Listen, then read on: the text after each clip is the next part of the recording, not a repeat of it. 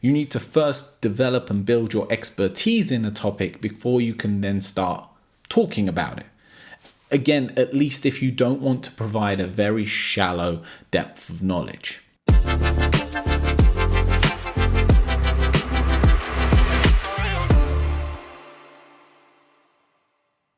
What's up, guys? I hope you're doing well. Today I want to talk to you a little bit about creating and consuming. So if you're into these videos that I make, I'm going to just guess and estimate that you're into some kind of creative endeavor. And if you're not necessarily into something creative, the arts, video making, whatever it might be, we all, in one way or not, create something. Even if it's just a job that you have, you create some form of content or material for people. You provide them with some form of service or product. And the question becomes, at what point should you create? And how much and what should you consume? Because there's a relationship between these two things. And I'll give it an example that all of us can understand, and that's a school exam or a school piece of coursework. Most of us went to school. We all have an idea of how this works. You're given an assignment, and as part of that assignment, you probably need to read a chapter or read a book or learn a specific area of a topic. And then to test your knowledge, you're given an exam paper, or you need to submit an essay. You need to submit something that can be consumed. You produce the product that can then be judged upon, can be read. Now, if you think about that as the most basic example, you can't produce that product, at least not to any decent quality, without first consuming. You need to first develop and build your expertise in a topic before you can then start talking about it. Again, at least if you don't want to provide a very shallow depth of knowledge. So whatever it is that you're trying to create, it's essential that it comes with a certain level of consumption. Now, where the trap falls is, at what point are we consuming too much and then having paralysis by analysis, where all we're doing is just continually reading and looking for the next thing, and then this information conflicts with this information, or this article says something different from this article. What do I believe? Where do I go? What's right or wrong? We end up with too many choices. We end up with far too much information, and then we're unable to make any decision whatsoever. We're unable to produce anything because suddenly there's just too much. It's excessive.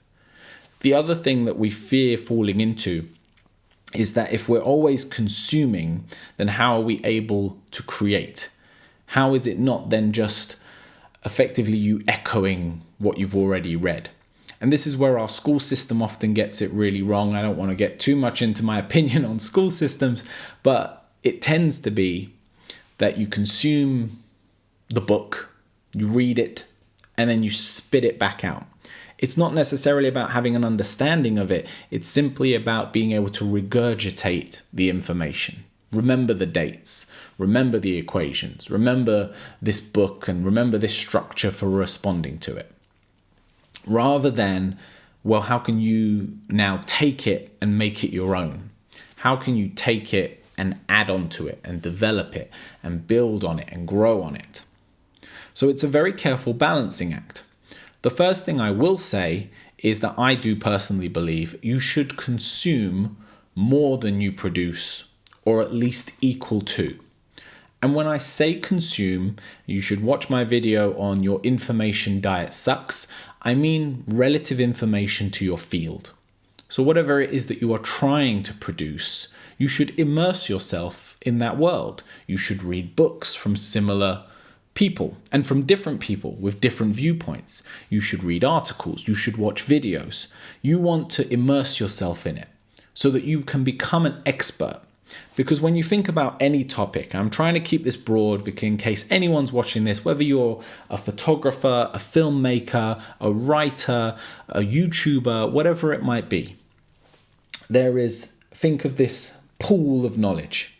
And all these big areas, these depths, these big, deep portions of water.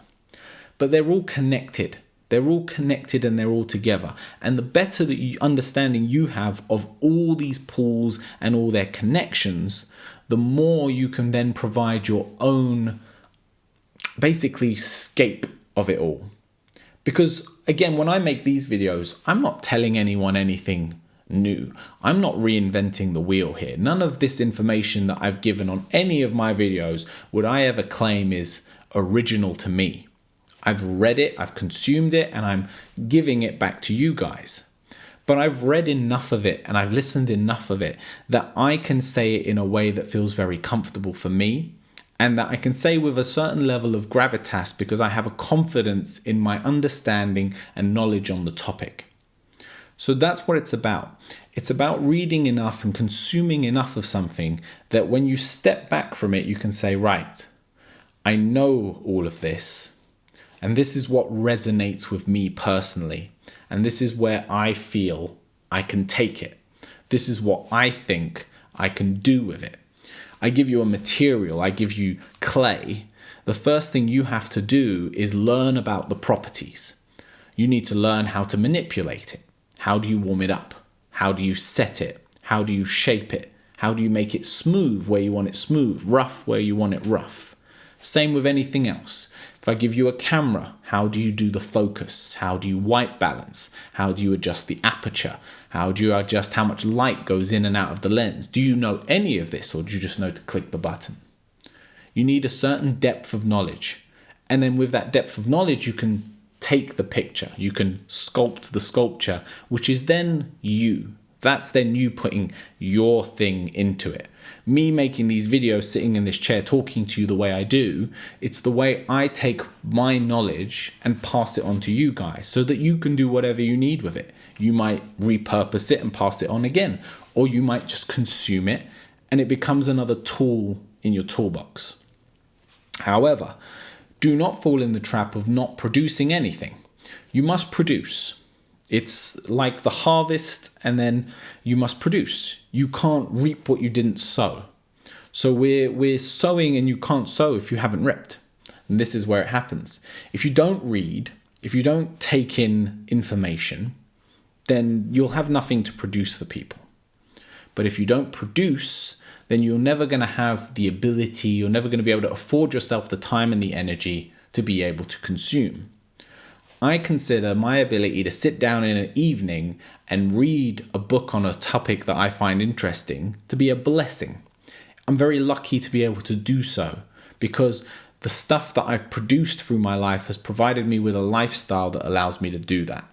You see what I mean? I've reaped what I can sow. I sow and then I can reap. I can take it back.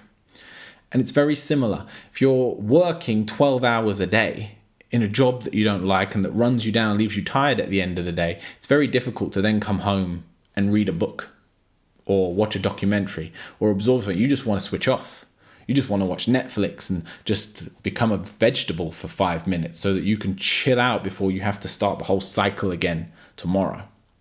And then that's a very dangerous thing that we fall into, where we're consuming the wrong stuff and we get stuck in this vicious cycle of just entertaining, of just being, bright lights and colors and laughs and quick edits. And it's enough to then make you feel like you've took something in, but really it's nothing of any substance.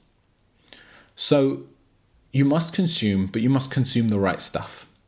You should produce, but you want to produce with a level of knowledge from what you have consumed previously, and consume it enough that you can then manipulate it into your own, that you can use it as a tool and as a weapon to make something original or purpose it in a way that's unique and authentic to who you are and what you want to represent. And as always, take care of yourself.